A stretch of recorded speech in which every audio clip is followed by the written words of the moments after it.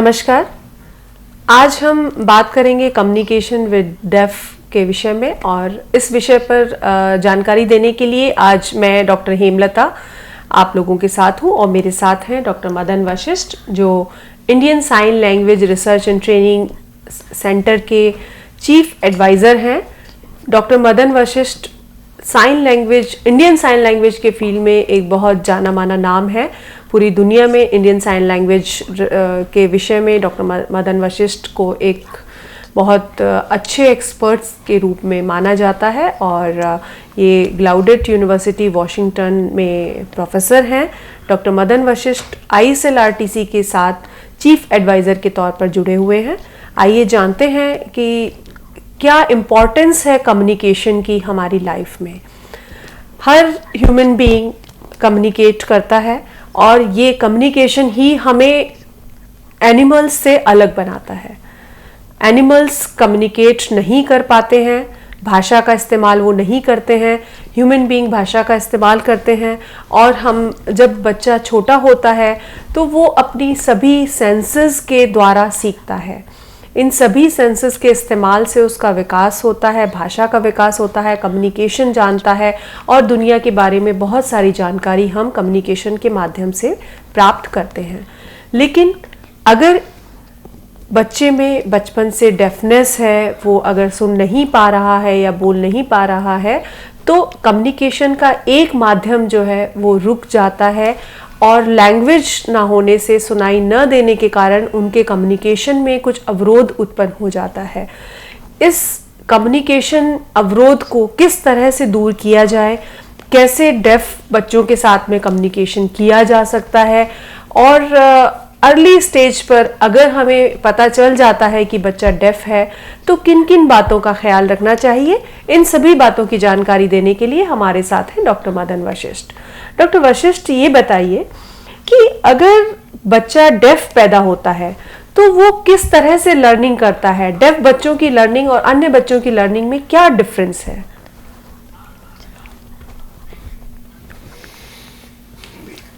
There is a big difference. Hearing children, they hear constantly and they pick up very quickly from the environment. The children who can't hear, they don't get to learn so much because the information is limited for them. After the age of 5, till the age of 5, the hearing children pick up a lot of things. They know how to talk, they learn language, they understand everything. But for deaf children, this is not the situation. When they start in schooling, they don't know what is ABCD, they don't know what is the alphabet. Besides that, the brain, if the brain is not used, then it becomes difficult for the brain to pick up language. As a baby, a child picks up language very quickly. And as a baby, if the child is not exposed to language, as he grows up, it becomes very difficult for him to pick up language. Then he finds difficulty in writing. When a child is able to hear, a hearing child will always be able to hear, and a deaf child hears through his eyes. He picks up everything visually. He grows through the visual methods. So sign language is really a good option to use for deaf people, for deaf children, because through sign language he'd be able to then pick up the written language and be able to be at par with the other hearing children of his own age.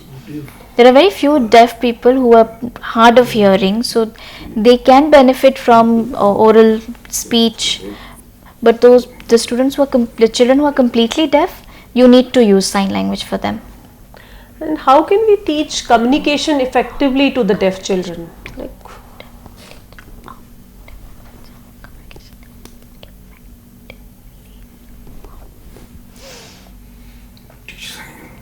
When you teach signs, teach concepts, you will see small children of the age of 6 months. If they start signing, they learn and they are at par with hearing children of the same age. They develop their skills, they develop language, they understand grammar, and they become skilled in the language. And then they use that language base to pick up the writing skills. They would be at par with their brothers and sisters, hearing brothers and sisters. So sometimes the children use like sign language. You mean to say we need to teach them sign language at the early stage of life, and there are some children who use lip reading. So what is the importance of lip reading? And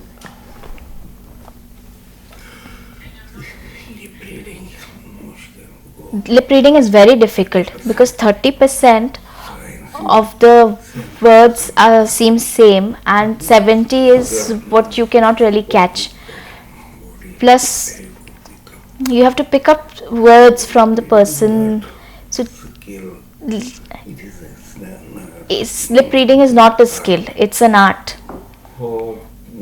You know, some people are really good at lip reading, and some people they would try all their life, but they would fail in lip reading because lip reading is not easy. So deaf individuals, there are probably some deaf individuals are good with lip reading, but those who are not, they can really use sign language. There are a lot of hearing people who also do lip reading. But if there are some deaf people, if you see a deaf child, if he can hear a little bit and he uses lip reading, if he can do lip reading, then that's fine. And another deaf child, if he only signs, it's good that we continue to use sign language with him. is there any way through which we can teach them lip reading, or we can promote lip reading in children?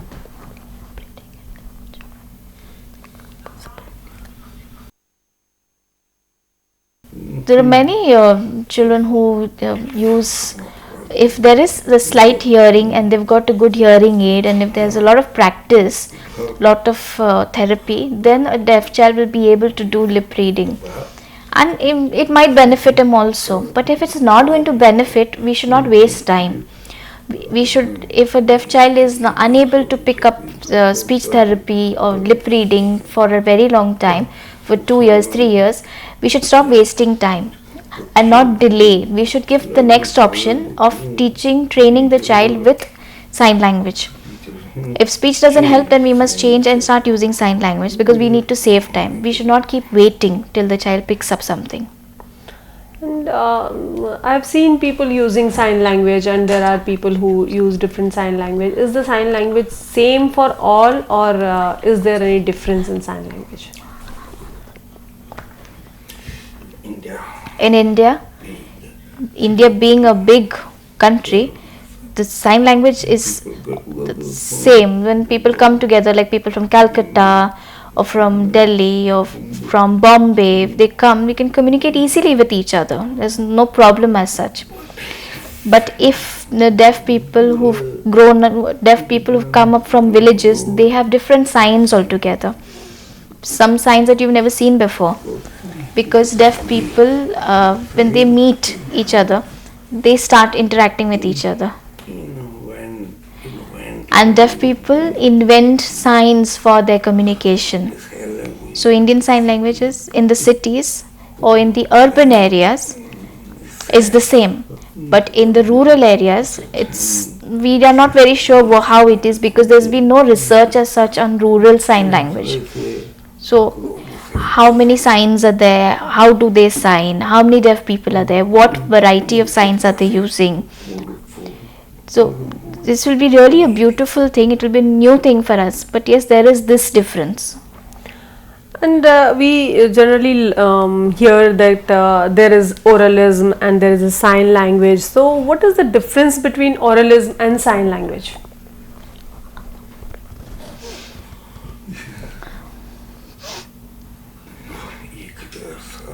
This is a war that's been ongoing for nearly 1,000 years now, where people who promote sign language say that we are right, and people who are using oralism, they say that they are right, and this is never going to end.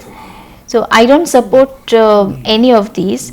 I really say that if there is a deaf child, and we need to see what is his need. If that child is going to benefit through the oral methods, we should give him that. And if the child is going to benefit through sign language, give him that.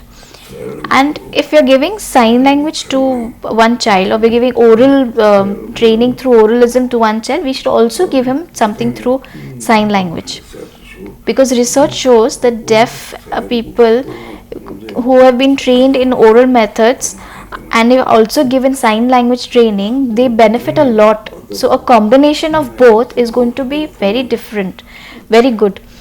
And deaf people's needs are always different from each other. So what's going to benefit, what is his need, we should give the child that. And what is this total communication and how it affect the deaf?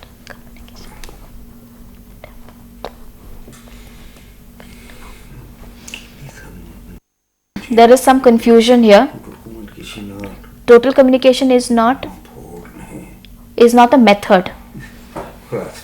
It's a philosophy. The philosophy really is about the sign language, oral methods. We need to give both to deaf people, to deaf children. We need to give them education, and in India this total communication has really turned out to be signing and speaking at the same time, which is not right, because it's very difficult, because we are trying to combine two languages at one time. Like, if we cannot speak in Hindi and English at the same time, like we speak something in Hindi like मैं जा रहा हूँ, and in English I am going. If we have to combine the two together, so we will say मैं हूँ जा रहा. We will confuse the language. So total communication is really confusing two languages together. It is not scientific. Research has shown, but there are a lot of people who say that TC is good. So it's a difficult situation really. When a child is born in a family and the child is deaf, the family is really confused whether they should teach them lip reading, or sometimes they go to the schools, they tell them that you use sign language. Some people tell them to use lip reading, and there are some people who tell no, you have to use the total communication. So with all these things going on, the parents are really confused. They don't know like what to do and how to take care of the needs of the communication of their child. So like if we say like how the parents can decide the mode of communication for their child, what is the best way to decide the mode of communication?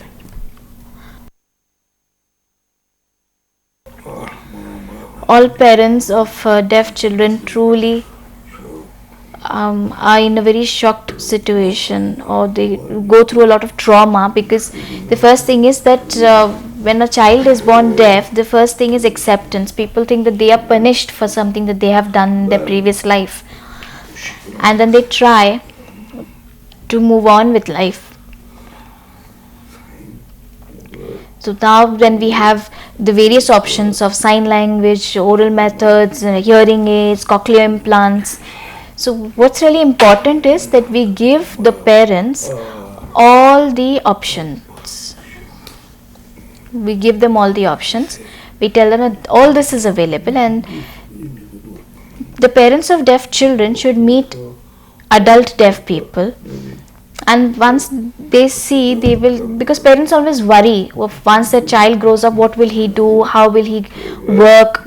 But if they meet adult deaf people, they will have some hope that their child will also be employed, their child will also earn his own living and be able to live normally. And then the options that are available, they can try and use those options. There's no need to force one particular option. The option should be given, various options should be given to the parents for them to decide. What are the things that parents should keep in mind when a deaf child is born? So what are the first thing that the parent should do?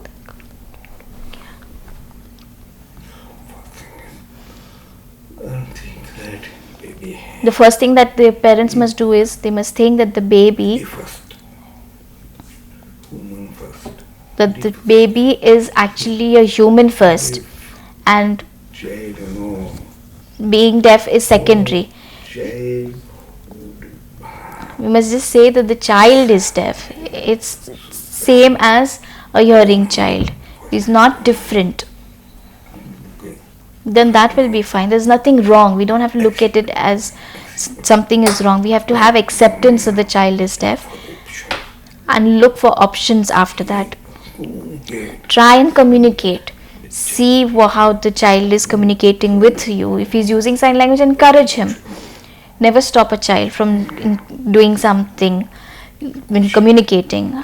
Try and communicate with him as much as possible. Involve him in a lot of things. Don't put him aside. That is very important. And when we communicate with deaf people, usually we see the people don't know how to communicate with them. And what are the things we should keep in mind while communicating with the deaf people?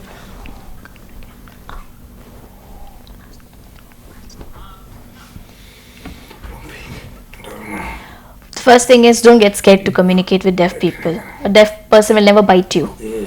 Go meet a deaf person and get his attention, talk to him, gesture, try and let him lip read, try and let him lip read, write and explain things to him. Try. The first thing is that you try. So if you've taken one step, the deaf person will take this first step ahead, and this will encourage you both. If we have the attitude of there is a deaf person, we'll just walk away from there, it's not going to help. But if we try and involve the deaf person with us, communication will be a possibility, and we could really move ahead with this.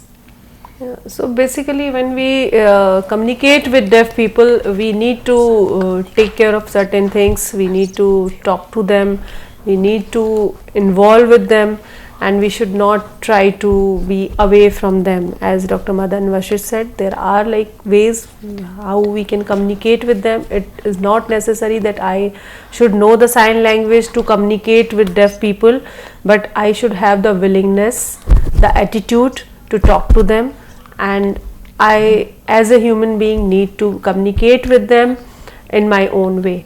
So don't be afraid of them, don't be apart from them, be a part of their community, be with them, communicate with them, and try to mix with them. And there are certain things that parents should keep in mind while taking care of the need of the child with deafness, and we need to teach the child the way the child wants to learn.